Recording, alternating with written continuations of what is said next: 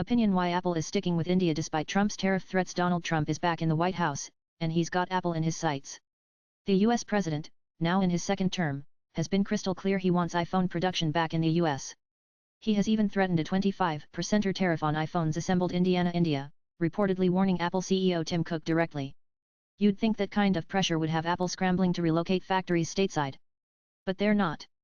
Instead, Apple is doubling down on India, pouring billions into manufacturing there. Why? It combines shrewd geopolitics, cold, hard economics, and a long-term wager that India's benefits outweigh Trump's tariff threats. Compared to the United States, manufacturing iPhones in India is incredibly affordable. The International Labour Organization estimates that a factory worker in India makes around $230 per month. In California, a similar worker earns around $2,900 a month. That's a 12-fold difference. Even if Trump imposes a 25% tariff on iPhones coming from India, the math still favors staying put.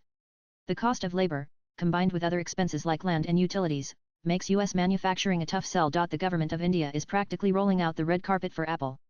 Through its production-linked incentive PLI scheme, India offers cash incentives up to 6% of the value of goods produced for companies that boost local manufacturing. For Apple, that means millions in savings annually.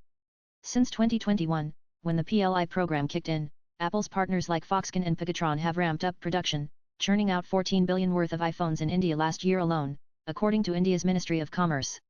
That's a 100% jump from 2022. The government is also streamlining regulations and offering tax breaks, making it easier for Apple to expand factories in places like Tamil Nadu and Karnataka. But it's not just about dollars and cents.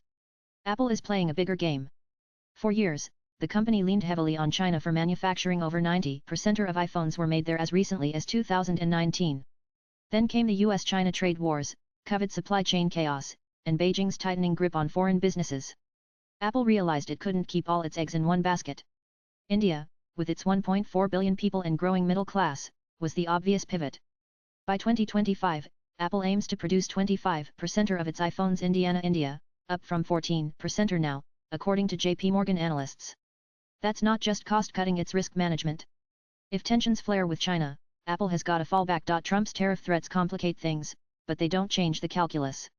Moving production to the US sounds patriotic, but it's a logistical nightmare.